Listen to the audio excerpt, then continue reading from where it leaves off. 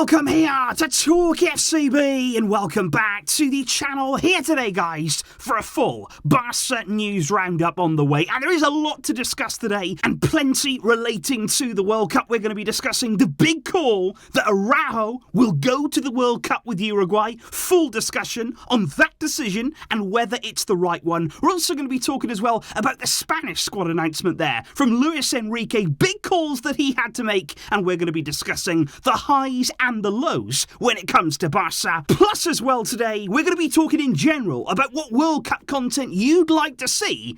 It's all coming your way, so let's get to it. But before we do get into the World Cup stuff, I just want to address here an important rumour I feel, and one that I want to discuss with you relating to Girona's Arnau Martinez. And this is becoming quite a familiar name when it comes to us Barcelona fans. A 19-year-old Catalan, spent 6 years of his career at La Masia between 2010 and 2016. And of course he was linked with a move to Barca back in the summer. We have heard of this man before. He has been on our radar because he was an integral part of the team that brought Girona back to La Liga last season, but unfortunately, Barca didn't take the gamble on him. Back in the summer, the opportunity seemed to be there, but we didn't go down that route, not knowing maybe if he'd replicate that quality in the top flight.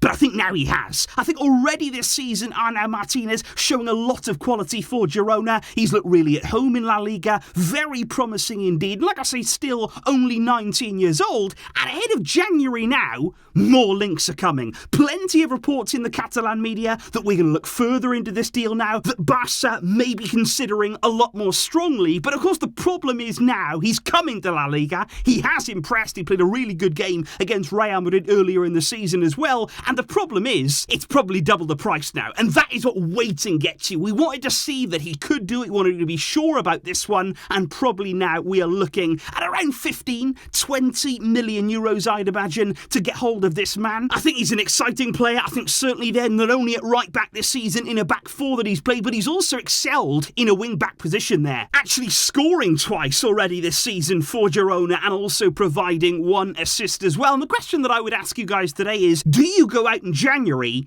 and bring in that right back option? Do you pay 15, 20 million euros here on a prospect, on somebody who is young, who of course isn't the finished product? He would be another young, exciting talent added to this squad. Do you do that in January? Or do you continue to wait? Do you wait then until the summer? Do you look for somebody who's more of the finished article? That's what I would like to know from you guys. Or do you bring him in now and then as well look in the summer? How would you like to see Barca go about this right-back situation? But speaking of our defence and speaking about talented defenders, let's talk about Araujo. Let's discuss this decision because it has indeed been confirmed. It was rumoured for several days previously, but now Araujo has been included in Uruguay's squad for the World Cup. He will be on the plane to Qatar and he's going to the tournament, but is that the right call? Is that the right decision there for Araujo this winter? Now, let's remember on the 23rd of September there, he was injured after just 4 minutes on international duty. So the injury came there while playing for Uruguay. And it was a very serious thigh problem and a massive blow, of course, to all of us Barcelona fans. But what I would like to say already is, if he was desperate to play in the World Cup, guys, if he was willing to risk his career, to risk, his body, to play in the tournament, he would have already said no to surgery. He would have said, okay, I'm going to take the conservative treatment, I'm going to take it easy here, recover from this problem, and be in time 100% to play in the World Cup. So I think already Araujo there undergoing surgery at the end of September, successful surgery there on that thigh problem. Already that's a good sign because he knew when he did that there was a chance that he might not be ready. There was a chance there that he might not be back in time for the World Cup. So it's good there that he had that successful surgery, but now he is going to travel. Now the question will be, is he ready to play? Barca apparently have agreed something quite loosely with Uruguay that maybe he won't play in the group stage, that maybe here Araujo is just travelling if Uruguay get to the knockout stages, which then starts on December the 3rd. So already there, that's nearly 1 more month. Several more weeks to recover fully and completely from that surgery, and he may then play a part in the knockout stages. But guys, please let's not take any risks. Whether it's Araujo, whether it's Uruguay here, you've got to understand, even if it's the World Cup, and I know players dream of playing in this tournament, but you're 23 years old. You have your whole career ahead of you, and you're such a good player that it's going to be an amazing career. If you are fit, if you are available to play. And from a Barca point of view here, we of course want Araujo to be fully recovered. We cannot afford for him to miss any more of the season. We've missed him enough already. So if he's going to play, he must be right. And I think actually from Uruguay's perspective too, I think they also have a responsibility here to look after him. They can't just think, oh, we don't care about the club, we don't care about Barca. Because if you're Uruguay with Araujo, you've also got to think about the future. You've also got to think about how many major tournaments this man is going to be leading your defence for. The quality that he has, don't jeopardise that here for just one single tournament. Make sure that he's right, and only if he is should he play. Then there is the topic of the Spanish national team squad, which I think this morning was really eagerly awaited there from Luis Enrique. Plenty of big calls that he had to make and plenty of exciting decisions ahead of the World Cup. But unfortunately for Alejandro Balde, he's not going to be going. And I think it is really disappointing. We are really unfortunate, unlucky that he hasn't been called up by Lucho. Alba there and Gaia have been preferred at left back. And even to be honest, as a versatile option, I would have thought about taking him. Given the way that he's played at right back, the quality that he's shown over that side too, I think he would have been a great addition to Luis Enrique's squad. But I think it's probably just come too soon for him this tournament. Obviously right now he's still only 19 years old. He is still yet to make his full Spanish debut, guys. So obviously maybe Lucho there thinking it would have been too soon to throw him in this early into a big international tournament. But no doubt about it, there's plenty more down the line. I don't think Balde here should be too down, too hard on himself. There's going to be lots more tournaments to come. It's only the very beginning of, again, what's going to be such a bright career, we hope. And I think as well from a selfish point of view here, thinking solely about Barca, this is a young man who's had a breakout start of the season. He's played a lot of football, more than he would have expected, more than we expected. And I think now, without that call-up, he can get some rest. And I think given what we've had with injuries, the problems we've had in defence, I think it is probably welcomed here that one of our brilliant players, one of our most exciting players so far this season, is actually going to get here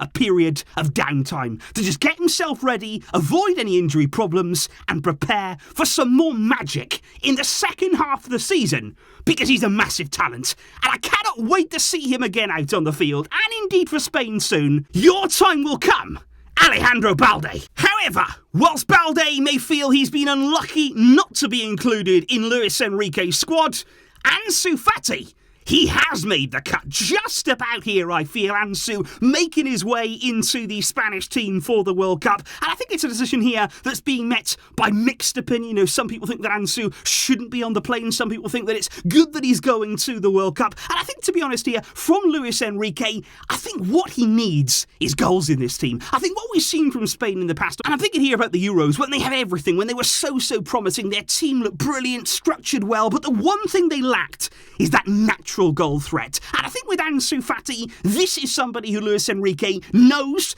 can bring goals. He can score goals if you get the best out of him. And I think obviously, would you say he's fortunate here to be included? And honestly, there's an argument for that.